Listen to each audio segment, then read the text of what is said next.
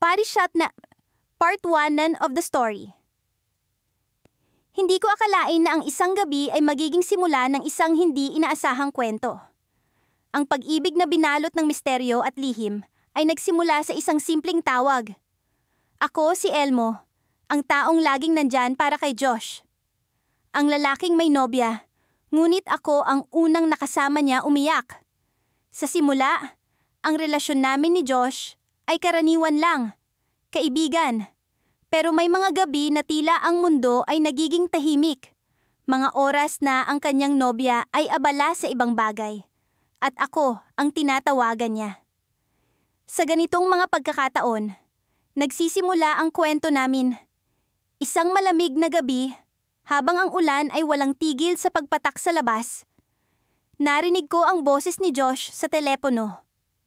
May kakaibang lungkot sa kanyang boses na hindi ko pa naririnig noon. Elmo, pwede ba tayong magkita?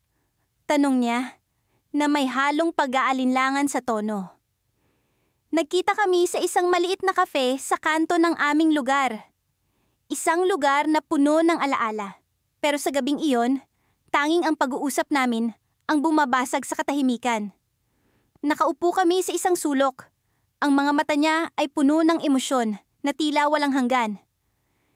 Hindi ko alam kung paano ko sasabihin ito, sabi ni Josh habang nagkakape. Sa mga sandaling iyon, ramdam ko ang bigat ng mga salitang hindi niya mabanggit. Nakatingin siya sa akin, na tila naghahanap ng kasagutan sa mga tanong na gumugulo sa kanyang isipan. Ano ang problema? Tanong ko, puno ng pag-aalala. Basta Elmo, pakiramdam ko, hindi na ako mahalaga sa kanya. Ang sagot ni Josh, na halos pabulong. Ang kanyang mga mata ay puno ng luha. At sa unang pagkakataon, nakita ko ang kahinaan ng isang taong palaging malakas sa harap ng iba. Hindi ko maipaliwanag. Pero sa mga oras na iyon, naramdaman ko ang koneksyon na hindi ko inaasahan. Ako ang naging sandigan ni Josh. Isang lihim na tagapagpagaan ng kanyang damdamin. Sa aming pag-uusap, unti-unti niyang inilahad ang mga pangyayari sa kanyang relasyon. Mga bagay na hindi niya kayang sabihin kahit kanino. Ang bawat kwento ay puno ng sakit, mga pangarap na tila unti-unting nawawala. Habang patuloy ang aming pag-uusap, hindi ko maiwasang isipin kung bakit ako ang napili niyang paglabasan ng kanyang damdamin. Ano ang meron sa akin na wala sa iba? Pero sa bawat tanong, ang sagot ay tila bumubulong sa hangin. Ako ang unang nakasama niya umiyak, sa isang mundo na puno ng kasinungalingan at pagtatago. Sa gabing iyon, isang koneksyon ang nabuo. Isang lihim na hindi ko akalaing magiging bahagi ng aking buhay. Ang pag-iyak ni Josh, ang kanyang mga hinaing, ay naging simula ng isang kwento na puno ng misteryo. Ako ang naging lihim na comfort sa kanyang buhay. Isang papel na hindi ko inaasahang gagampanan. Habang naglalakad kami palabas ng kafe, naramdaman ko ang malamig na hangin na bumabalot sa amin. Pero higit pa sa lamig ng panahon, ang damdamin ni Josh ang tunay na bumubugbog sa akin. Isang damdamin na puno ng sakit at tanong. At sa gabing iyon, habang nakatingin kami sa mga patak ng ulan sa kalsada, isang tanong ang bumuo sa isipan ko. Paano kung ang umaga ay magdala ng mga pagbabago na hindi namin inaasahan? Hindi ko alam kung kako ay patuloy na magiging bahagi ng buhay ni Josh. Pero sa mga araw na darating, alam kong isang kwento ang bubuo sa aming dalawa. Isang kwento na puno ng pag-ibig, lihim, at hindi inaasahang twist. Hating gabi na noong muli kaming nagkita ni Josh. Nasa labas ako ng convenience store. Hawak ang malamig kong kape habang pinagmamasdan ng kalsadang tila walang katapusang dumadaloy. Hindi ko inaasahang makikita ko siya doon. Mag-isa, nakaupo sa bangketa, tila pinipilit na kalmahin ang sarili. Sa ilaw ng poste, kitang-kita ko ang pamumugto ng kanyang mga mata. Alam kong may nangyari. Josh? Tawag ko, bahagyang nag-aalangan. Hindi ko alam kung dapat ba akong lumapit o hayaan siyang mag-isa. Pero sa sandaling iyon, tumingin siya sa akin at parang may bigat na bumagsak sa puso ko. Hindi ko maipaliwanag, pero ang lalaking ito na may nobya at tila perpektong buhay ay mukhang wasak na wasak. Elmo! Mahina niyang sabi at tumayo siya para lumapit sa akin. Hindi ko alam kung bakit, pero parang hinahanap niya ang presensya ko. Hindi ko rin alam kung anong klaseng relasyon mayroon kami. Hindi kami magkaibigan. Hindi rin kami magkalaban. Isa lang akong taong nandyan sa tuwing kailangan niya ng kanlungan. Anong nangyari? Tanong ko. Kahit alam kong hindi niya kailangang sagutin. Hindi ko siya pipilitin, pero gusto kong malaman. Gusto kong maintindihan kung bakit palaging ganito ang itsura niya tuwing magkikita kami. Basag, pagod, at tila nawawala sa sarili. Siya. Simula niya. Ngunit agad ding tumigil. Nagbuntong hininga siya at tumingin sa malayo. Si Mia, hindi ko alam kung kaya ko pa. Si Mia, ang nobya niya. Ang babaeng palaging laman ng kanyang kwento tuwing nagkakasama kami. Ang babaeng mahal na mahal niya. Pero tila siya rin ang ugat ng lahat ng sakit na dinadala ni Josh. Hindi ko alam kung ano ang eksaktong nangyayari sa kanila. Pero sa tuwing binabanggit niya ang pangalan ni Mia, palaging may lungkot sa kanyang boses. Ina naman ng isang lungkot na hindi ko maipaliwanag. Magulo ba kayo to ulit? Tanong ko. Sinusubukang basahin ang kanyang ekspresyon. Hindi siya sumagot. Sa halip, umiling siya at tumingin sa akin. Ang mga mata niya puno ng emosyon. Elmo, bakit ang hirap magmahal ng taong hindi ka kayang mahalin ng buo? Tanong niya. At para bang sinuntok niya ako sa dibdib. Hindi ko alam kung paano sasagutin iyon. Hindi ko alam kung ano ang tamang sabihin. Pero alam ko ang sakit na nararamdaman niya, kahit hindi ko ito lubos na nauunawaan. Siguro, kasi mahal mo siya ng sobra. Mahina akong sagot. Hindi ko alam kung tama ang sinabi ko, pero iyon ang lumabas sa bibig ko. Sa totoo lang, hindi ko rin alam kung paano magmahal ng ganoon. Pero si Josh, kitang-kita ko sa mga mata niya kung gaano niya kamahal si Mia. Tumahimik kami ng ilang sandali. Ang tanging naririnig ko lang ay ang tahimik na pag-iyak niya. Hindi siya umiiyak ng malakas. Hindi siya nagsisigaw. Pero ramdam ko ang sakit sa bawat hikbi niya.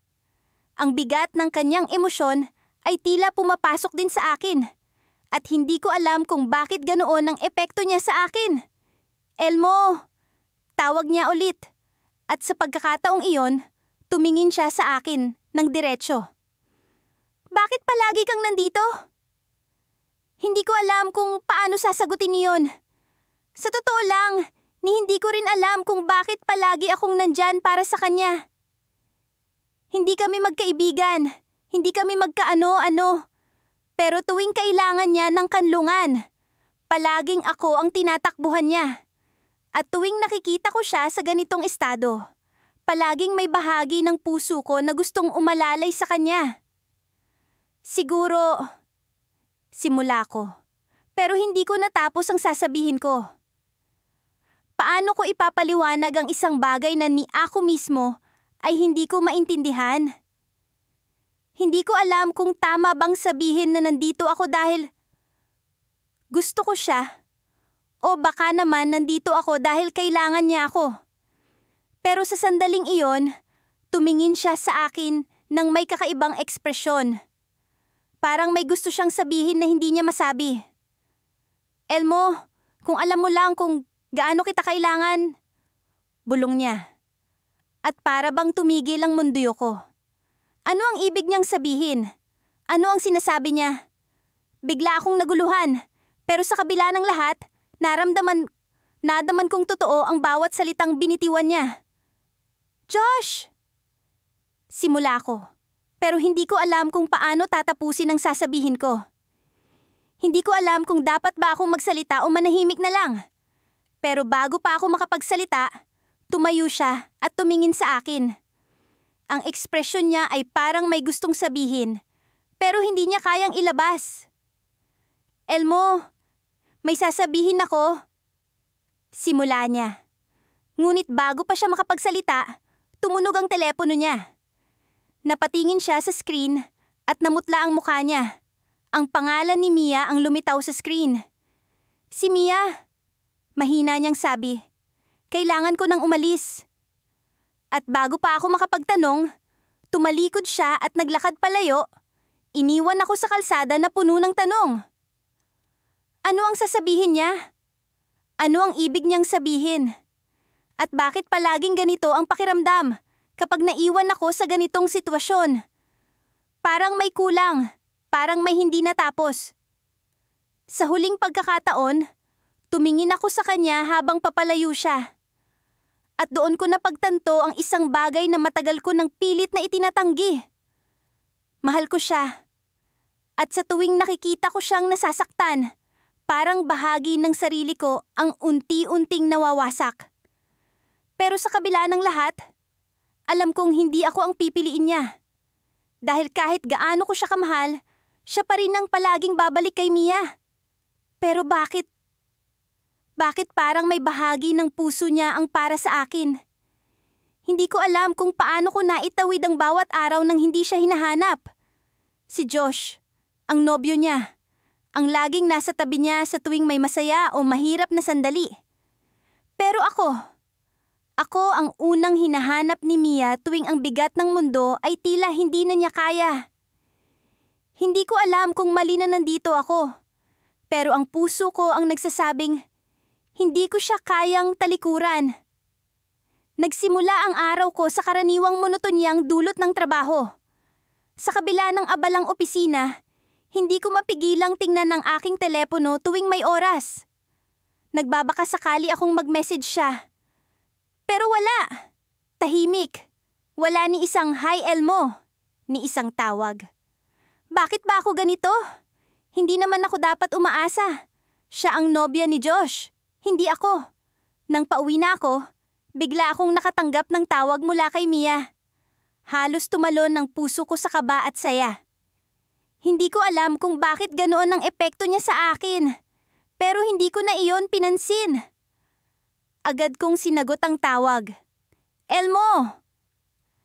Mahina ang boses niya, halos may panginginig. Hindi ko pa siya naririnig magsalita ng ganito, kahit noong mga panahong umiyak siya sa balikat ko.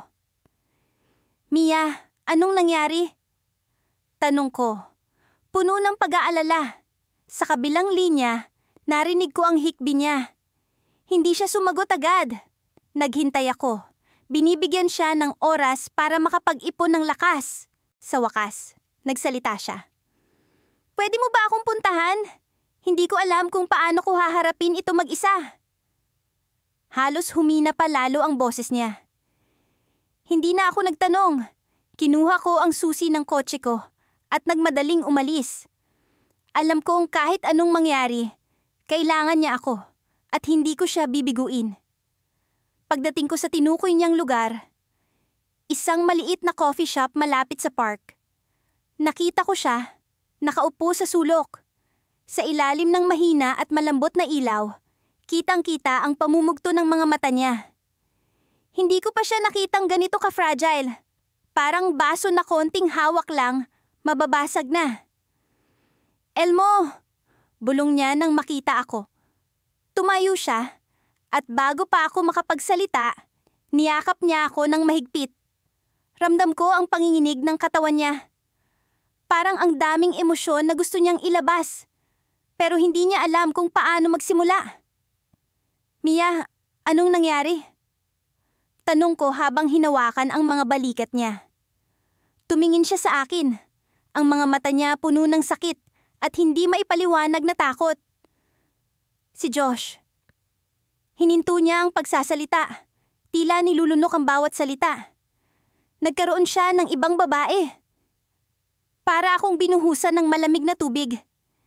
Hindi ko alam kung paano magre-react. Si Josh? Ang lalaking sinasabing mahal na mahal siya. Hindi ko akalain na magagawa niya iyon kay Mia. Hindi ko rin alam kung bakit ako naghihinagpis para sa kanya. Siguro dahil alam kong hindi niya deserve ang ganitong sakit. Hindi ko alam kung paano ko haharapin ito, Elmo. Sabi niya, ang boses niya puno ng pighati. Mahal ko siya, pero bakit niya ako niloko? Ang bawat salita niya ay parang kutsilyong tumatama sa puso ko. Mahal niya si Josh. Mahal niya ang lalaki, kahit pa nasaktan siya nito. At ako. Ako na laging naririto para sa kanya. Ako na laging nagpaparamdam na may handang makinig. Ako ang naging sandalan, pero kailanman hindi naging tahanan. Mia, nandito ako. Sabi ko, sinubukan kong pigilan ang emosyon ko. Hindi mo kailangang harapin ito mag-isa. Sasamahan kita. Ginugol namin ang gabing iyon sa pag-uusap. Hindi ko alam kung ilang beses siyang umiyak o ilang beses ko siyang niyakap para lang maiparamdam sa kanya na hindi siya nag-iisa. Sa bawat hikbi niya, nararamdaman ko ang lalim ng sakit at pagkawasak. At sa kabila ng lahat, naramdaman ko ang sarili kong sakit. Hindi lamang para sa kanya, kundi para sa sarili ko. Dahil alam kong sa huli, ang puso niya ay hindi para sa akin. Mia, mahal mo pa ba siya kahit nasaktan ka niya? Tanong ko. Hindi ko alam kung bakit ko pa itinanong iyon. Siguro, gusto kong marinig ang sagot na magpapalaya sa akin. Tumingin siya sa akin. Ang mga mata niya puno ng kalituhan. Elmo, hindi ko alam. Mahal ko siya pero hindi ko alam kung kaya ko pa. Hindi ko alam kung anong mararamdaman ko. Ang sakit na nararamdaman ko para sa kanya ay parang sumabay sa sakit na nararamdaman ko para sa sarili ko. Hanggang kailan ba ako magiging lihim na sandalan? Pagkatapos ng ilang oras, nagpasya kaming umuwi. Inalok ko siyang ihatid, pero tumanggi siya. Kaya ko na, Elmo. Salamat sa lahat. Nakangiti siya, pero alam kong pilit iyon. Pinanood ko siyang maglakad palayo. Ang bawat hakbang niya ay parang nagpapabigat ng puso ko. Pero bago siya tuluyang mawala sa paningin ko, tumalikod siya at tumingin sa akin. Elmo, tawag niya. Kung sakaling hindi ko na siya kayang patawarin. Ikaw ba? Kaya mo bang mahalin ng isang basag na puso? Halos hindi ko alam kung paano sasagutin iyon. Pero bago pa ako makapagsalita, tumalikod na siya at naglakad palayo. Tumayo ako roon, gulat, naguguluhan, at puno ng tanong. Ang bawat salita niya ay nag-iwan ng marka sa akin. Kung sakaling dumating ang araw na hindi na siya bumalik kay Josh, handa ba akong maging higit pa sa sandalan? Handa ba akong tanggapin ang isang puso na hindi sigurado kung kaya pa nitong magmahal? Pero bago ko masagot ang sarili kong tanong, naramdaman kong nag-vibrate ang telepono ko. May mensahe mula kay Josh. Elmo, alam kong nandyan ka para kay Mia, pero kailangan nating mag-usap. May nalaman ako tungkol sa inyo. Napakapit ako sa telepono. Anong ibig niyang sabihin? Ako si Elmo, ang lihim na kanlungan ni Claire. Sa bawat patak ng luha niya, sa bawat kwento ng sakit, ako ang naririyan. Hindi bilang nobyo, kundi bilang isang taong handang makinig, handang dumamay. Hindi ko na alam kung paano nagsimula ang ganitong setup namin. Pero sa tuwing magugulo ang relasyon nila ni Josh, ako ang nauuwi ang sandalan. Ako ang nagiging tahimik na saksi sa mga sugat na hindi niya kayang ipakita sa iba. Gabi iyon, ang hangin malamig at ang buwan. Parang nagkukubli sa likod ng mga ulap. Hindi ko inaasahan na makakatanggap na naman ako ng mensahe mula sa kanya. Elmo, pwede ba tayo magkita? Hindi ko na kaya. Kilalang kilala ko ang tono ng mensaheng iyon. May nangyari na naman. Wala akong sinayang na oras. Sumagot ako ng mabilis. Saan ka? Susunduin kita. Sa harap ng isang tahimik na coffee shop sa gilid ng highway kami nagkita. Nakalugay ang buhok niya at namumugto ang mga mata. Kahit sa dilim, Kitang-kita ko ang sakit na iniinda niya. Hindi na siya nagsalita. Basta pumasok siya sa kotse ko at sinara ang pinto. "Salamat, Elmo!" Bulong niya. Halos hindi ko marinig. "Anong nangyari, Claire?" Tanong ko habang inaabot ang tissue box sa kanya. Hindi siya sumagot agad. Sa halip, tumingin siya sa bintana. Tila iniisip kung paano sisimulan ng kwento. Ilang minuto ang lumipas bago niya nasabi ang lahat. "Si Josh. May ginawa na naman." Simula niya, nanginginig ang boses. May babae siyang kausap. Sabi niya kaibigan lang, pero naramdaman ko na iba mang... Hindi ko alam kung mali ako pero... Bakit ganito? Bakit parang hindi niya ako pinapahalagahan? Hindi ko alam ang sasabihin. Gusto kong magalit para sa kanya. Gusto kong sabihin na tama ang hinala niya. Pero hindi ko ginawa. Alam kong hindi iyon ang kailangan niya sa mga sandaling iyon. "Claire," sabi ko, marahang inilapat ang kamay ko sa balikat niya. "Hindi mo kailangang tiisin ng ganito. Kung masakit, sabihin mo. Kung hindi na tama, huwag kang matakot na ipaglaban ang sarili mo." Napatingin siya sa akin. At sa unang pagkakataon, nakita ko ang isang bagay na hindi ko pa nakikita sa kanya. Isang bahagyang ngiti sa gitna ng luha. "Salamat, Elmo. Alam mo, ikaw lang talaga ang nakakaintindi sa akin. Hindi ko alam kung paano ko maitatawid ang lahat ng ito kung wala ka." Sabi niya, habang pinupunasan ang mga mata niya. Sa mga sandaling iyon, pakiramdam ko ang mundo ko'y tumigil. Ang bawat salitang binibigkas niya ay parang kutsilyo sa puso ko. Mahal ko si Claire, pero hindi ko kayang sabihin. Hindi ko kayang aminin.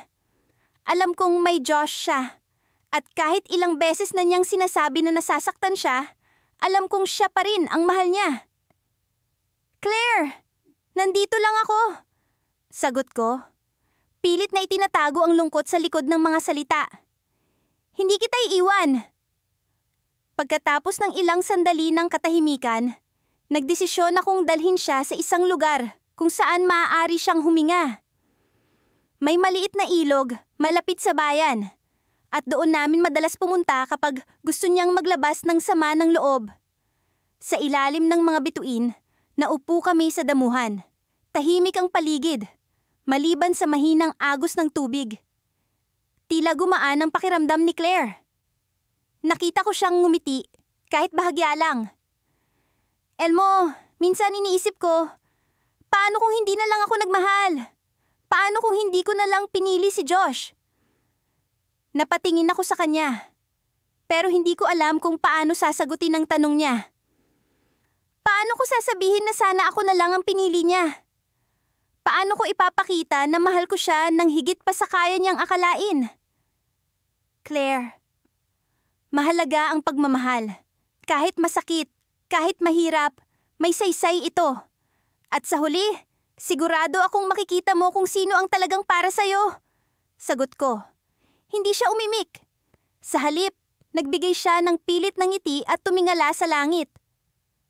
Ang mga bituin ay parang nakikiramay sa kanya, tahimik na nakamasid. Pagkatapos ng ilang minuto, tumayo siya at pumunta sa gilid ng ilog. Sumunod ako.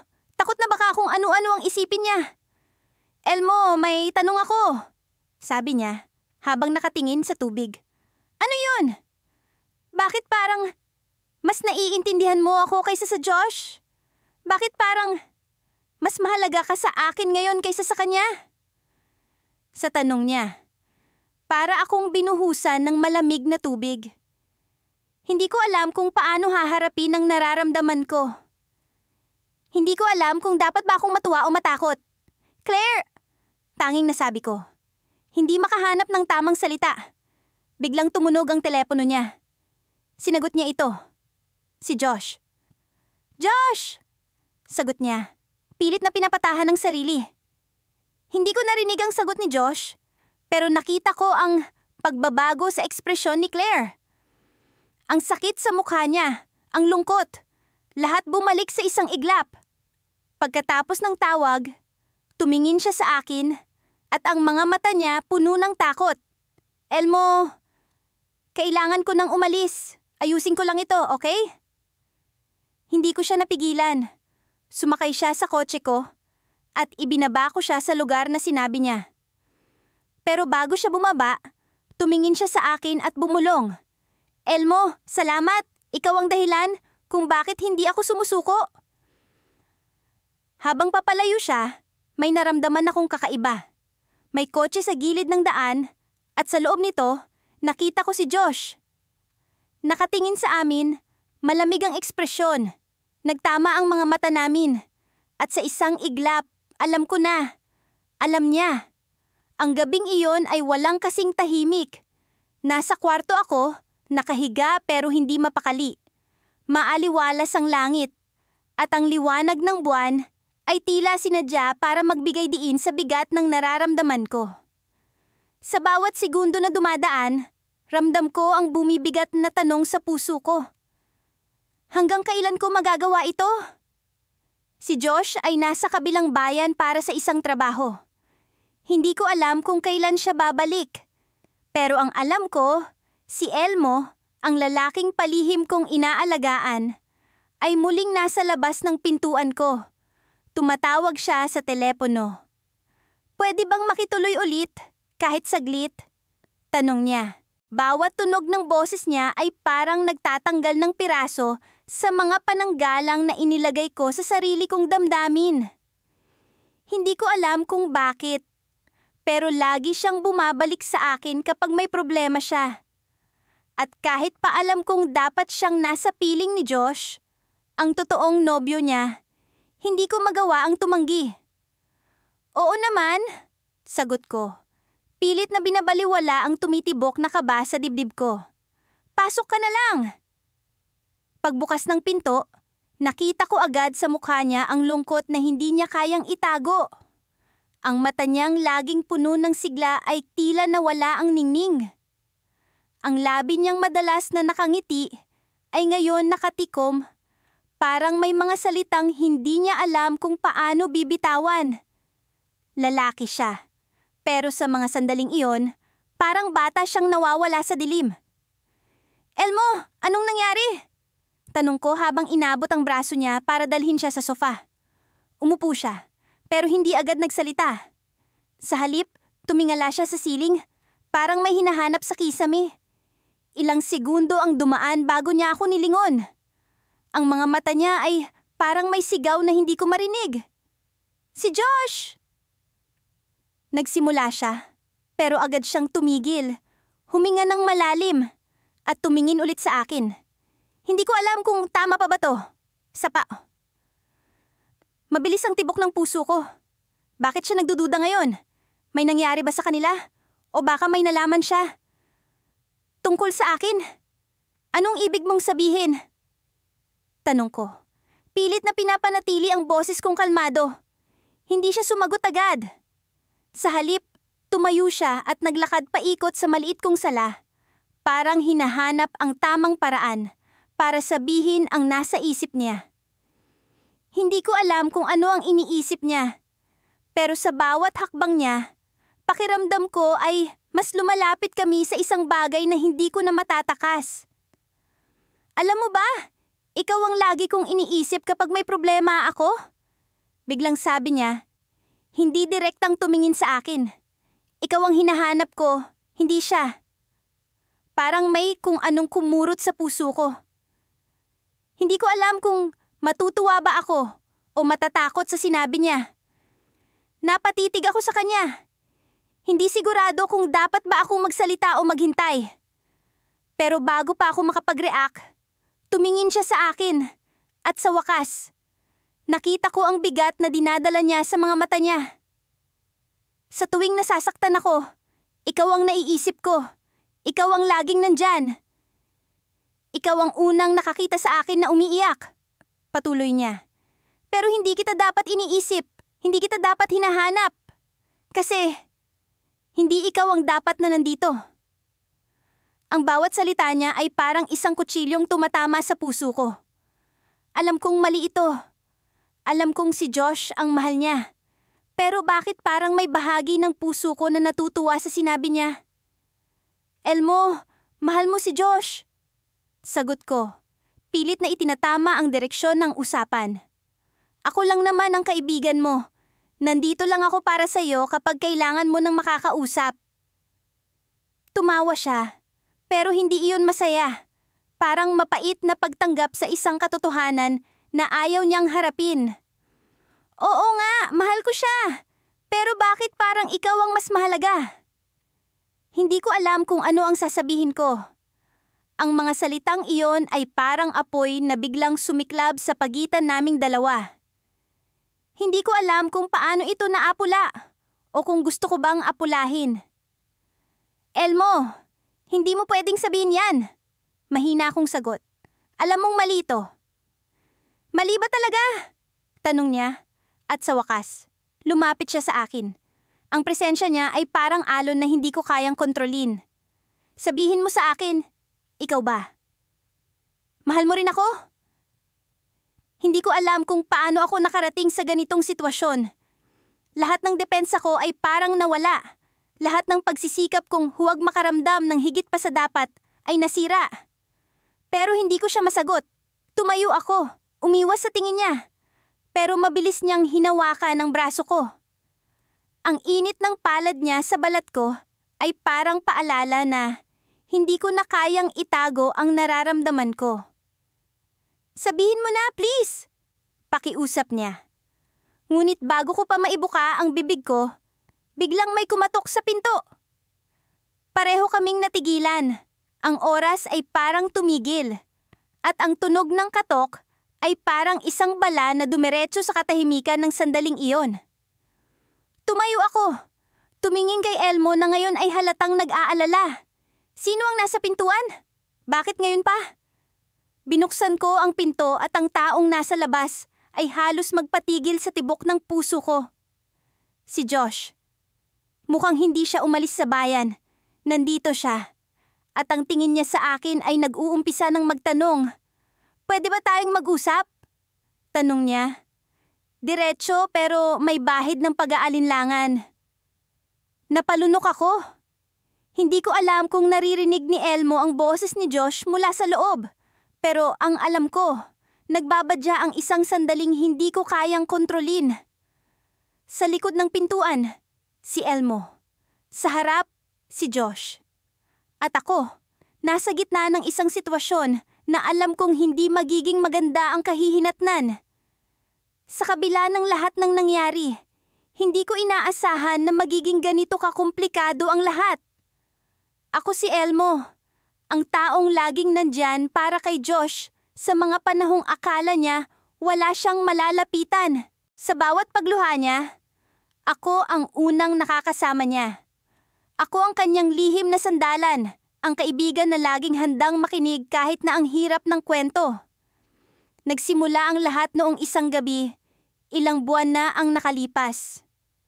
Dumating siya sa bahay ko, basang-basa sa ulan, tila walang ibang pupuntahan. Elmo, pwede ba kitang makausap? Tanong niya, habang nanginginig ang kanyang tinig. Ang mga mata niya ay puno ng kalungkutan at alam kong kailangan niya ng kausap.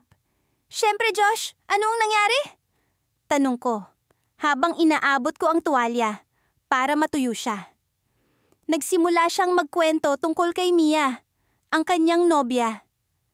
Mahal na mahal niya si Mia, pero tila may bagay na hindi niya maipaliwanag.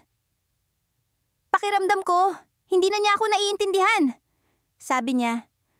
Parang may puwang sa pagitan namin na unti-unting lumalawak. Habang nagsasalita siya, ramdam ko ang bigat ng kanyang damdamin. Hindi ko alam kung paano ko siya matutulungan, pero alam kong kailangan niyang ilabas ang kanyang saloobin. Minsan, hindi ko na alam kung paano pa kami makakausap ng maayos. Parang may ibang mundo siya na hindi ko na naaabot. Nakinig lang ako. Hinayaan siyang maglabas ng sama ng loob.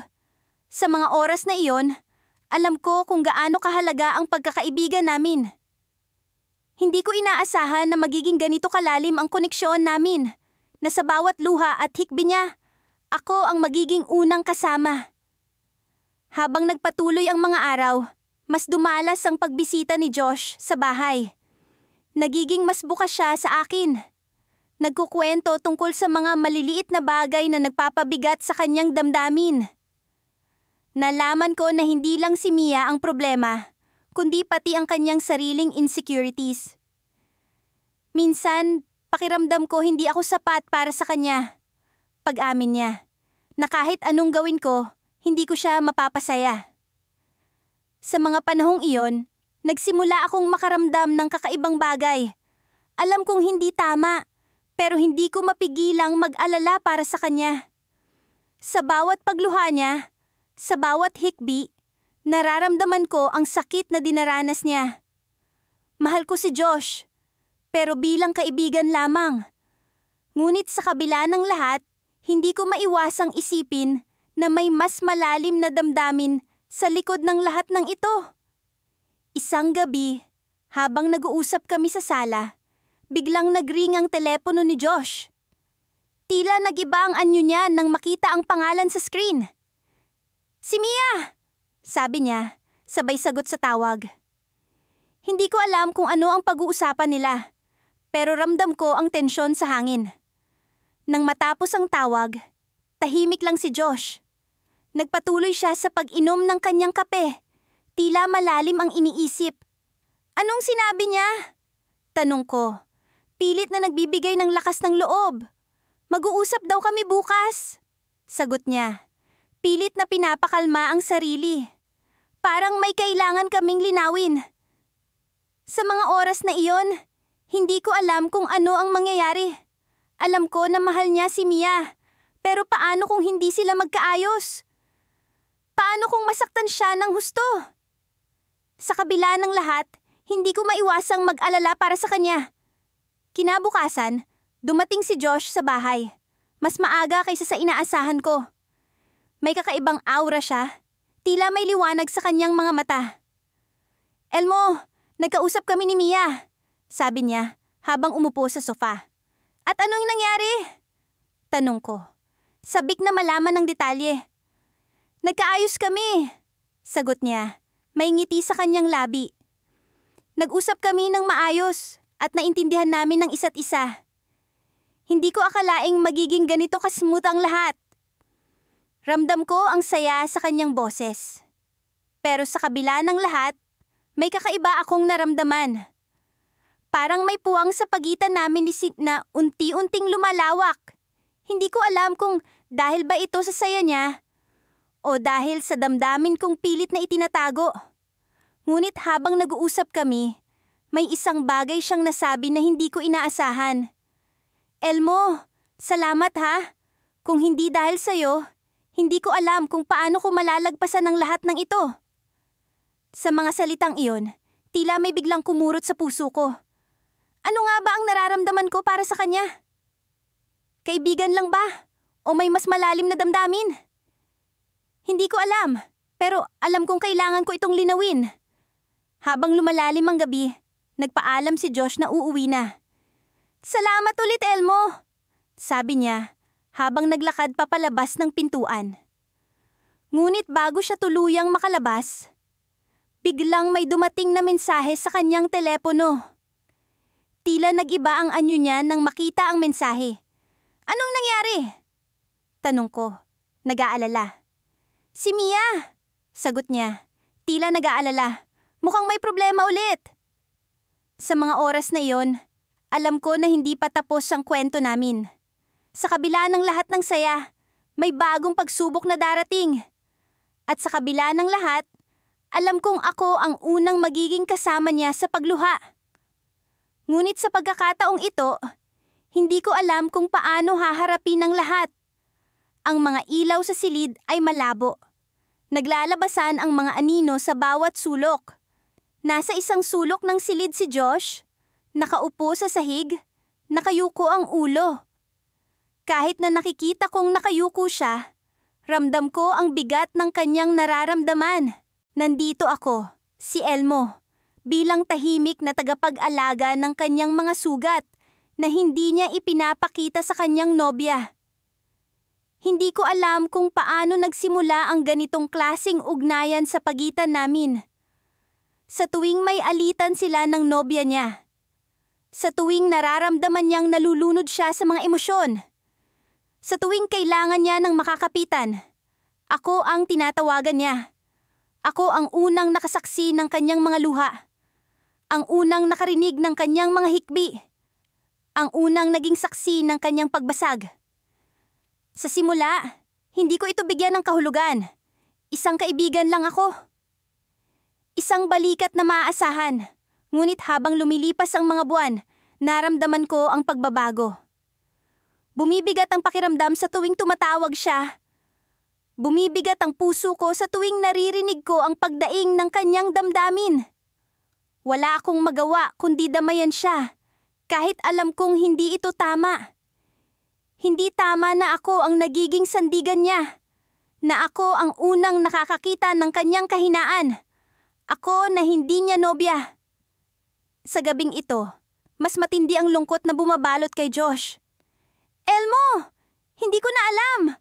Bulong niya sa akin. Puno ng hinanakit ang kanyang boses. Parang may kulang! Parang may mali na hindi ko maintindihan. Tumabi ako sa kanya. Pakiramdam ko'y nararamdaman ko ang bawat kirot na dinadala niya. Josh, nandito lang ako, sabi ko. Kahit alam kong hindi sapat ang mga salitang iyon para maibsan ang kanyang nararamdaman. Hinawakan niya ang aking kamay. Mahigpit, puno ng desperasyon. Bakit ganito, Elmo? Bakit parang hindi ko siya makausap ng ganito? Bakit ikaw ang laging nandito para sa akin? Napatingin ako sa kanya. At sa kanyang mga mata, nakita ko ang tanong na matagal ko nang iniiwasan. Hindi ko alam ang sagot. O baka alam ko pero ayaw ko lang aminin. Hindi ko alam kung bakit ako ang palaging nandito. Kung bakit sa tuwing nasasaktan siya, ako ang unang pumapawi sa kanyang mga luha. Pero sa kabila ng lahat, alam kong hindi ko dapat ipakita ang nararamdaman ako.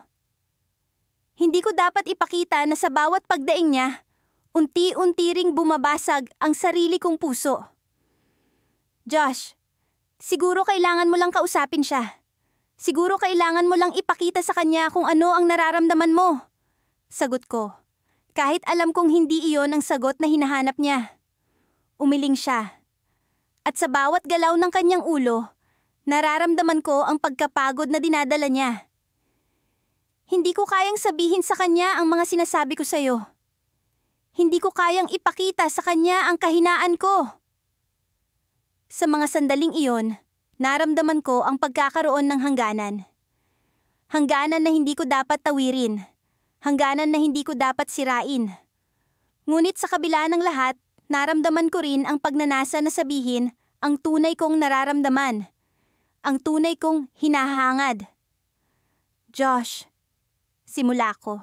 Ngunit natigil ang salita ko. Hindi ko alam kung paano ko ipapahayag ang nararamdaman ko. Hindi ko alam kung paano ko ipapakita na sa bawat pagdaing niya, ako rin ay nasasaktan. Ngunit bago pa man ako makapagsalita, biglang bumukas ang pinto. Tumayo si Josh, nagulat sa biglang pagpasok ng kanyang nobya. Josh, nandito ka lang pala, sabi ng nobya niya. Halatang pagod at puno ng pangamba ang boses. Nagkatinginan kami ni Josh. Sa mga mata niya, nakita ko ang pagkalito, ang hindi maipaliwanag na damdamin.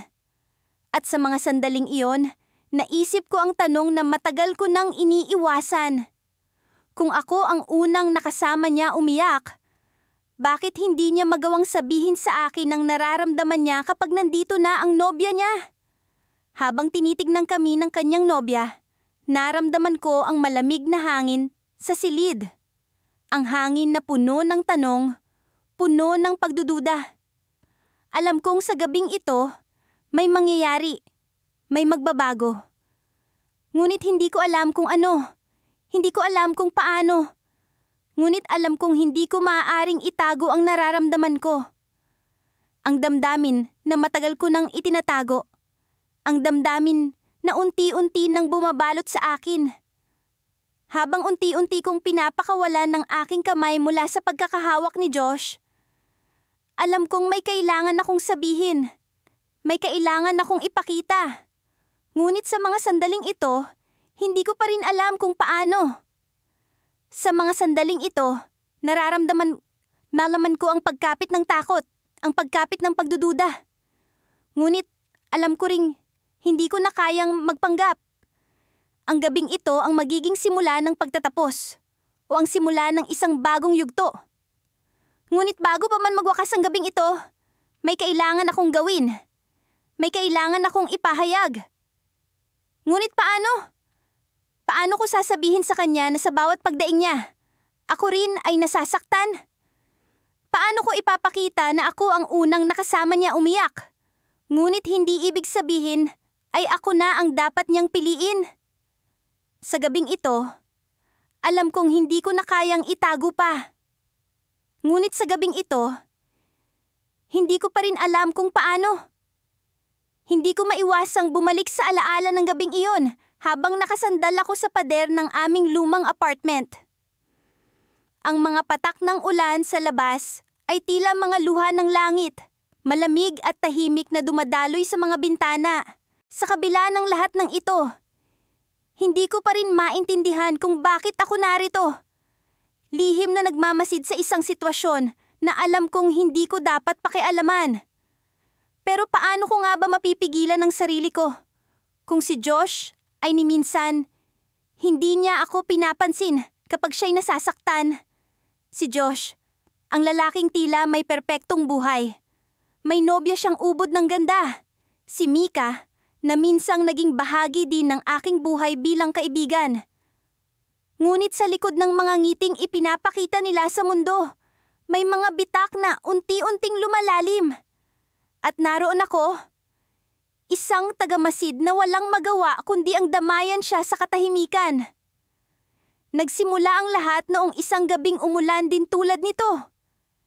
Naglalakad ako pauwi mula sa trabaho nang marinig ko ang maiingay na yabag sa likod ng isang lumang gusali. Si Josh iyon, nakaupo sa isang sulok, basang-basa ng ulan, at tila walang pakialam sa mundo. Hindi ko alam kung bakit siya nandun. Pero nang makita ko ang kanyang mga mata, alam kong may malalim na sugat na kanyang dinadala. Elmo, ang mahinang tawag niya sa akin, na may halong pagkagulat at pag-asang baka may makikinig sa kanyang hinaing. Nilapitan ko siya at walang sabi-sabing umupo sa kanyang tabi. Wala akong dalang payong, pero sa mga oras na iyon, hindi na mahalaga kung mabasa man ako ng ulan. Ang mahalaga ay naroon ako para kay Josh. Hindi ko inasahan na sa mga susunod na linggo ay masasanay na akong makitang umiiyak si Josh sa harap ko. Sa mga oras na iyon, hindi siya ang lalaking puno ng kumpiyansa sa sarili. Siya'y isang tao lamang na nangangailangan ng karamay. Bawat luha niyang pumapatak, tila may lihim na kwento ng sakit at pagod mula sa kanyang relasyon kay Mika. Hindi ko alam, Elmo, ang madalas niyang sambit. Mahal ko siya, pero bakit parang hindi na sapat? Ang mga salitang iyon ay tila mga sibat na tumatama sa aking dibdib. Paano ko nga ba siya tutulungan kung hindi ko rin alam ang kasagutan?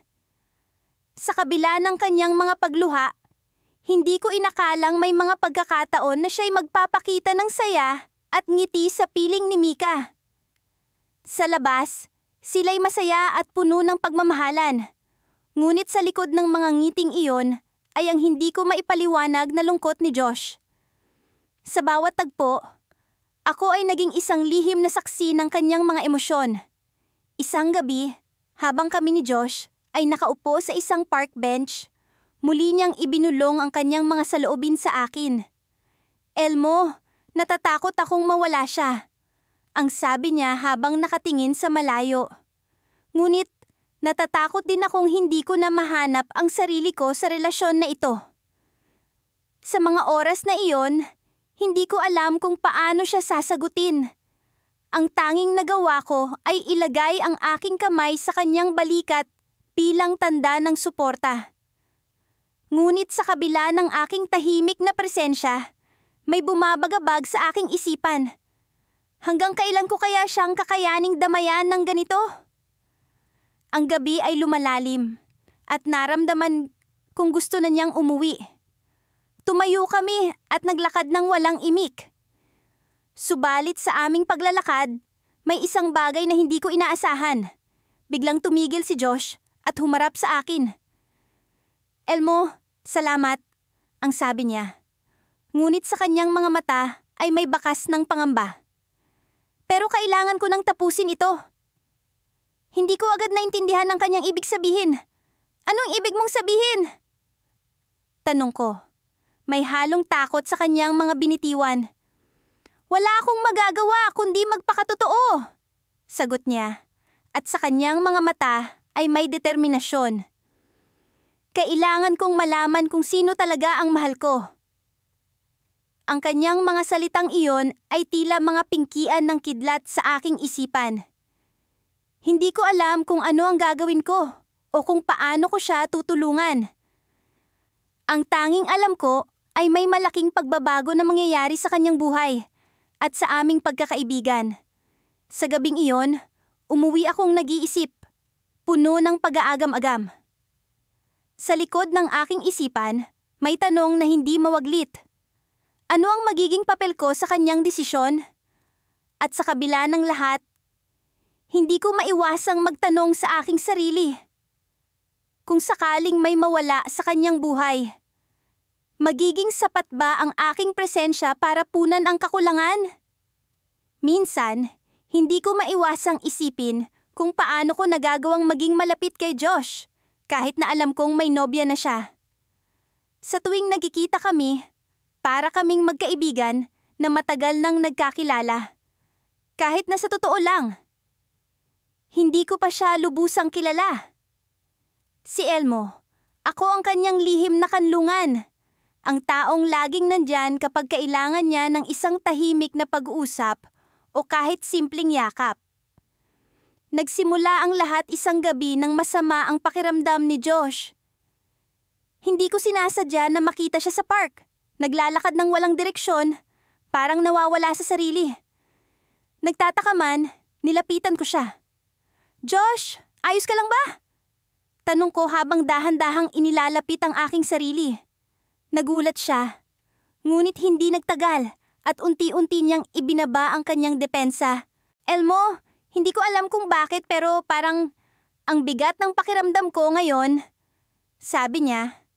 Ang kanyang tinig ay halos pabulong, puno ng pag-aalinlangan. Alam kong may nobya siya, si Karen, pero sa mga oras na iyon, parang nag-iisa siya sa mundo. "Kung gusto mo, pwede tayong mag-usap. Walang makakaalam." Alok ko sa kanya. Sinisiguradong magiging komportable siya. Nagulat ako nang pumayag siya at sa unang pagkakataon, ibinahagi niya sa akin ang kanyang mga pinagdaraanan. Hindi ko inaasahan na magiging ganito kami kalapit. Pero sa bawat pag-uusap namin, mas lalong lumalalim ang koneksyon namin. Bawat gabi na magkasama kami, nagiging komportable si Josh sa aking presensya. Nagkakaroon siya ng lakas ng loob na ipakita ang kanyang kahinaan, ang mga bagay na hindi niya kayang ipakita kahit kay Karen. Lumipas ang mga linggo, at naging bahagi na kami ng buhay ng isa't isa. Sa kabila ng kasiyahan na nararamdaman ko sa tuwing kasama siya, hindi ko maiwasang mag-alala. Alam kong mali, pero hindi ko rin kayang itigil ang pagkakaibigan namin. Isang gabi, habang nakaupo kami sa ilalim ng mga bituin, bigla siyang nagsalita. "Elmo, alam mo bang ikaw lang ang nakakaintindi sa akin?" Tanong niya. Ang kanyang mata ay puno ng pasasalamat. Hindi ko alam kung ano ang isasagot ko, kaya't ngumiti na lang ako at hinayaan siyang ipagpatuloy ang kanyang kwento. "Si Karen, mahal ko siya, pero may mga bagay na hindi ko kayang sabihin sa kanya.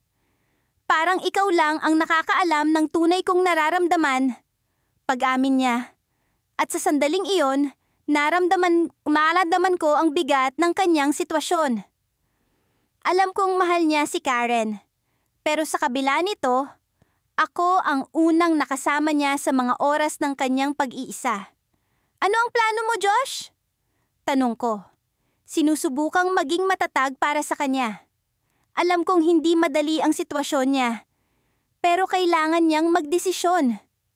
Sa bawat pag-uusap namin, nararamdaman kong mas lumalalim ang nararamdaman ko para sa kanya. Pero alam kong hindi ito dapat mangyari.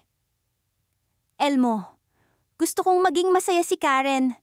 Pero hindi ko alam kung paano ko ito magagawa habang nararamdaman ko ang ganitong klaseng koneksyon sa'yo. Sabi niya. Ang kanyang tinig ay puno ng pag-aalala. Nag-aalala ako para sa kanya. Pero mas nag-aalala ako sa magiging bunga nito sa aming dalawa. Hindi ko alam kung paano kami umabot sa puntong iyon. Pero ang alam ko lang, masaya akong naging bahagi ng buhay ni Josh. Sa kabila ng lahat, alam kong may hangganan ng lahat ng ito.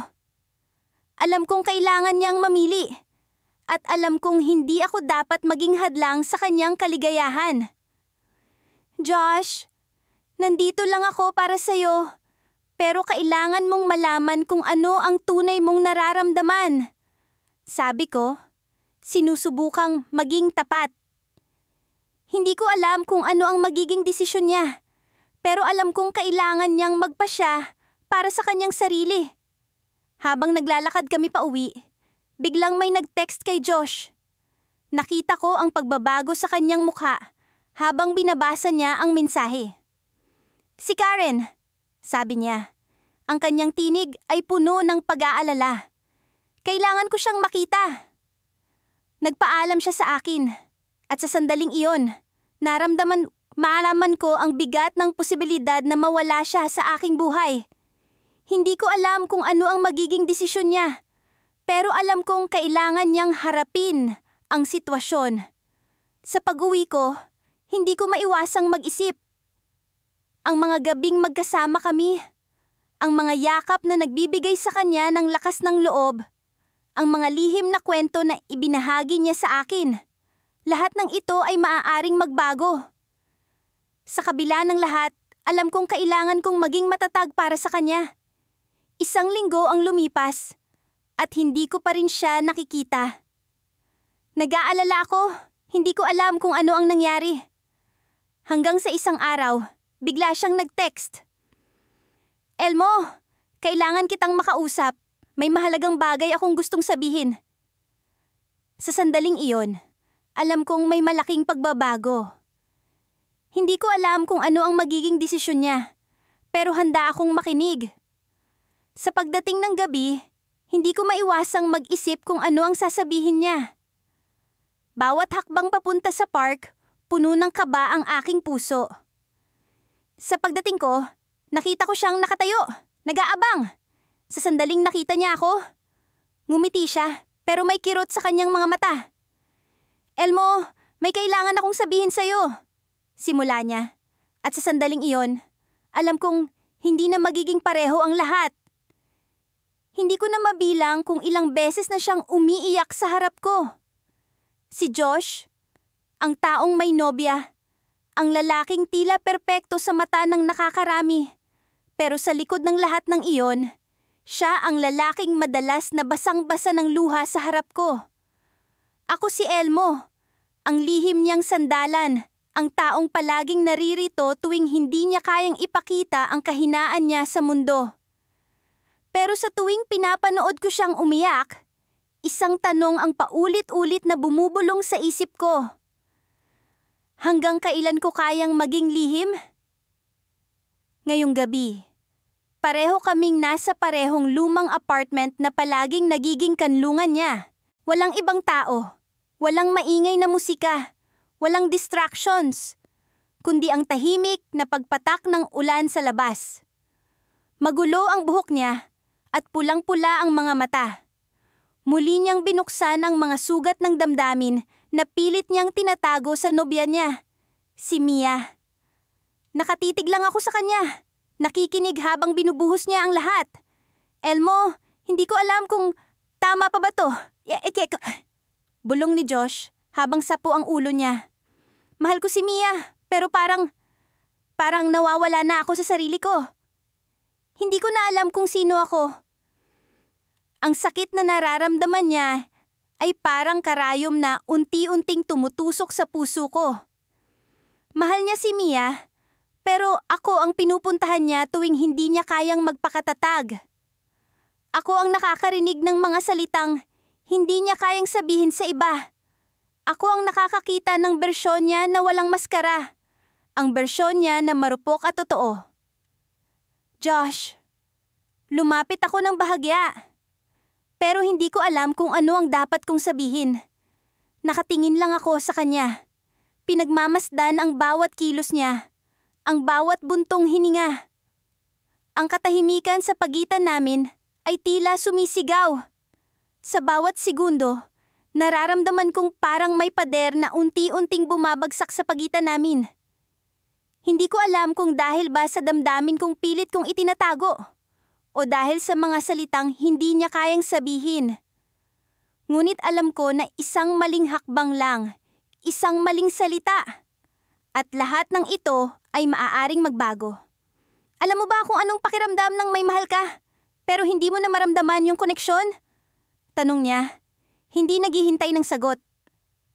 Parang magkasama kayo, pero mag-isa ka pa rin. Napatingin ako sa kanya. Sa puntong iyon, gusto kong sabihin na naiintindihan ko siya.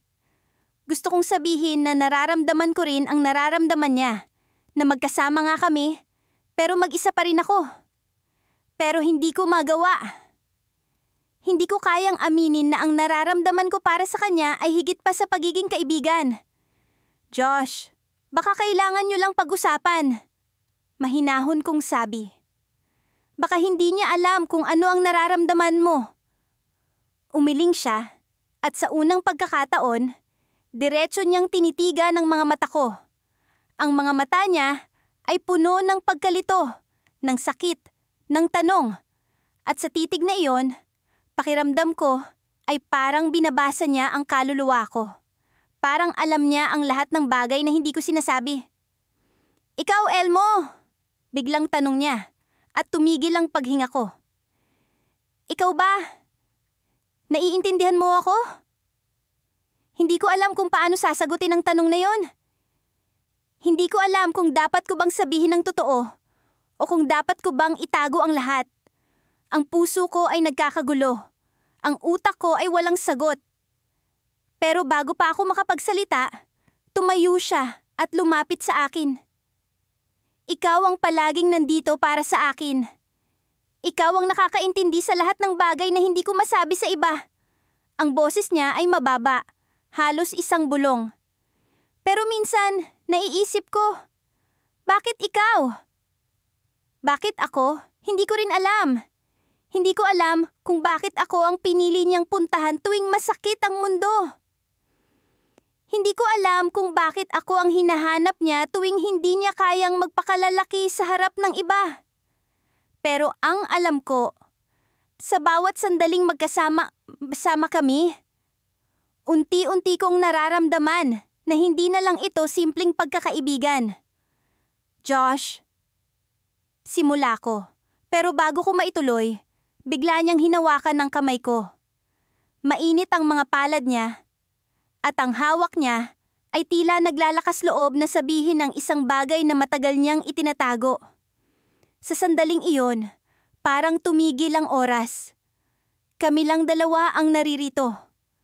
Walang Mia, walang mundo sa labas, walang ibang tao, kami lang.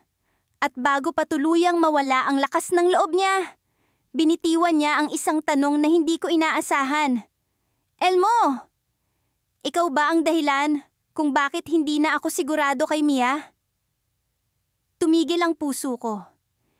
Hindi ko alam kung anong mararamdaman, takot, saya, o galit sa sarili ko dahil sa damdamin kong hindi ko kayang itago. Ang tanong niya ay parang bomba na biglang sumabog na nag-iwan ng isang kawalan sa pagitan namin. Pero bago pa ako makasagot, may kumatok sa pintuan. Mabilis na tumayo si Josh, at ang ekspresyon niya ay nagbago. Mula sa pagiging marupok, naging alerto. "Josh, nandiyan ka ba?" Pamilyar ang boses na iyon. Si Mia.